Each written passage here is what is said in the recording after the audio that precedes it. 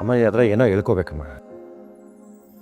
ಅದು ನಿನ್ನ ಹತ್ರ ಮಾತ್ರ ಹೇಳ್ಕೊಳ್ಳೋದಕ್ಕೆ ಸಾಧ್ಯ, ಬೇರೆಯವ್ರ ಹತ್ರ ಹೇಳ್ಕೊಳಕ್ಕಾಗಲ್ಲ. ಯಾಕೆ ಸೀಕ್ರೆಟು. ಇಷ್ಟು ದಿನ ಬರೀ ನಿನ್ನ ಹತ್ರ ಬಂದು ಗೋಳು ಹೇಳ್ಕೊತಾ ಇದೆ, ಆದರೆ ಇವತ್ತು ನೋಡು ಮೊಕ್ಕ ಅರಳಿಸ್ಕೊಂಡು ಬಂದಿದ್ದೀನಿ. ನನಗೇನೋ ಆಗೋಗಿದಮ್ಮ, ಅದೇನು ಅಂತ ಗೊತ್ತಾಗ್ತಿಲ್ಲ. ಅದು ತಪ್ಪೋ ಸರಿನೋ ಅದು ಗೊತ್ತಾಗ್ತಿಲ್ಲ.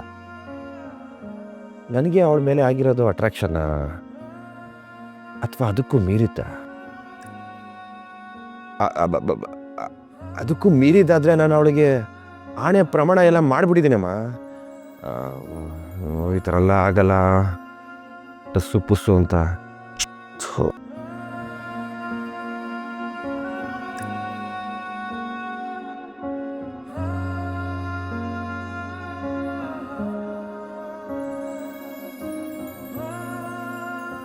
ಇದೇ ವಿಷಯಕ್ಕೆಮ್ಮ ಅವಳಿಲ್ಲಿ ಬರೋದಕ್ಕಿಂತ ಮುಂಚೆ 1 ಕೋಟಿ ರೂಲ್ಸು ರೆಸ್ಟ್ರಿಕ್ಷನ್ಸು ಇದೆಲ್ಲ ಹಾಕ್ಕೊಂಡು ಬಂದಿದ್ಲು.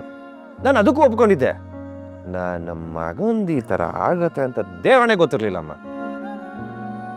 ಹಿಂಗಾಗೋಯ್ತಲ್ಲ.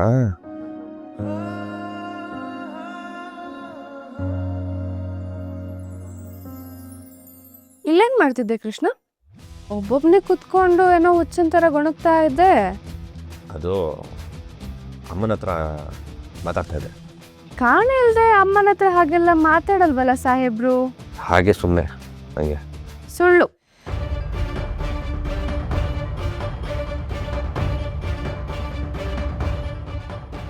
ಏನೋ ಮುಚ್ಚಿಡ್ತಿದ್ಯಾ, ಏನು ಅಂತ ನಿಜ ಹೇಳು. ಹೌದೇ, ಮುಚ್ಚಿಡ್ತಾ ಇದ್ದೀನಿ. ಆ ಸೀಕ್ರೆಟು ನಂದು ನಮ್ಮ ಅಮ್ಮಂದು. ಸರಿ ಸರಿ, ನಾನು ಇಲ್ಲಿ ಬಂದಿರೋದಕ್ಕೆ ಒಂದು ಕಾರಣ ಇದೆ. ಏನು? ಆನೆ ಮಾಡು.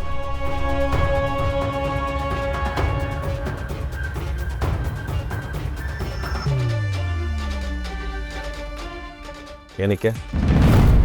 ನಾವು ಇಲ್ಲಿಗೆ ಬರೋಕ್ಕೂ ಮುಂಚೆ ನಾನು ನಿನಗೆ ಕೆಲವೊಂದು ರೂಲ್ಸು ಕಂಡೀಷನ್ಸು ಹೇಳಿದ್ದೆ, ಅದಕ್ಕೆಲ್ಲ ನೀನು ಒಪ್ಕೊಂಡಿದ್ದೆ. ಆದರೆ ಪಿಂಕಿ ಪ್ರಾಮಿಸ್ ಏನೂ ಮಾಡಿರಲಿಲ್ಲ, ಅದಕ್ಕೆ ಅಲ್ಲಿ ಅಷ್ಟೊಂದು ಸಲಿಗೆ ತಗೊಂಡಿತ್ತಾವು.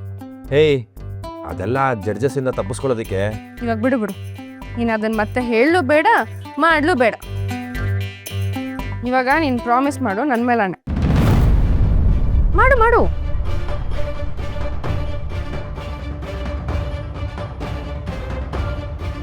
ಈ ಶೋ ಅಲ್ಲಿ ಏನೇನು ಆಗುತ್ತೋ ಏನೇನು ನಡೆಯುತ್ತೋ ಅದೆಲ್ಲ ಇಲ್ಲೇ ಶುರುವಾಗಿ ಇಲ್ಲೇ ಮುಗಿಯುತ್ತೆ. ಆಮೇಲೆ ಅದನ್ನೇ ಇಟ್ಕೊಂಡು ಎಮೋಷ್ನಲ್ ಆಗಿ ಆಡ್ಕೊಂಡು ದೇವದಾಸ್ತರೆಲ್ಲ ಆಡಂಗಿಲ್ಲ. ಬೇರೆ ಏನೋ ಬೇಕು ಅಂದಾಗ ಇದನ್ನೆಲ್ಲ ಇಟ್ಕೊಂಡು ಬ್ಲ್ಯಾಕ್ ಮೇಲ್ ಕೂಡ ಮಾಡಬಾರ್ದು. ಎಲ್ಲದಕ್ಕಿಂತ ಇಂಪಾರ್ಟೆಂಟ್, ಈ 3 ದಿನದಲ್ಲಿ ಈ ಲವ್ವು ಗಿವು ಇದೆಲ್ಲ ನಿಷಿದ್ಧ.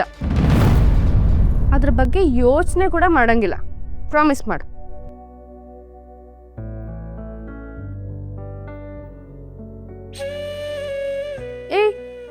ಬರೋಕ್ಕೂ ಮುಂಚೆ ಇದಕ್ಕೆಲ್ಲ ಒಪ್ಕೊಂಡಿದ್ದೆ ತಾನೆ? ಇವಾಗೇನೋ ಪ್ರಾಮಿಸ್ ಮಾಡೋಕ್ಕೆ ನಿನ್ಗೇನೋ ಕೈ ಕಮಲ ಸಿಕ್ಕಾಕೊಂಡಿದ್ಯಾ? ಯಾಕಗಳಲ್ಲ, ನಮ್ಗೆ ಅವೆಲ್ಲ ಪ್ರಾಮಿಸು ಗಿಮಿಸು ಎಲ್ಲ ಆಗಿ ಬರಲ್ಲ, ಅಭ್ಯಾಸನೂ ಇಲ್ಲ.